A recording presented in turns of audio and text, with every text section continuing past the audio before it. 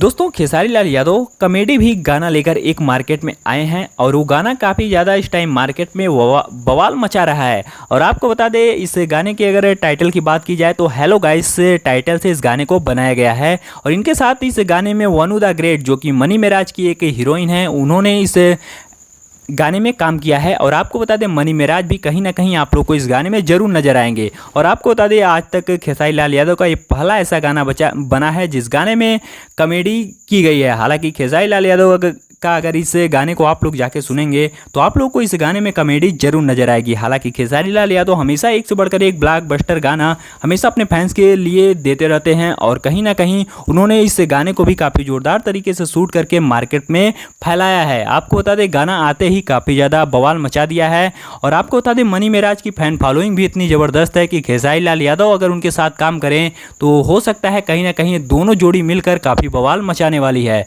और आपको बता दें खेसारी लाल यादव की फैन फॉलोइंग काफ़ी ज़्यादा बड़ी है और काफ़ी ज़बरदस्त है। तो इसलिए अगर खेसारी लाल यादव कोई भी गाना मार्केट में लेके आते हैं तो बवाल जरूर से मचाता है। तो आप लोगों ने अगर अभी तक इस गाने को नहीं सुना है तो जाके जरूर सुनिएगा। और अगर हमारी ये वीडियो पसंद है तो लाइक शेयर सब्सक्राइब करना बिल्कुल भी मत भूलिएगा।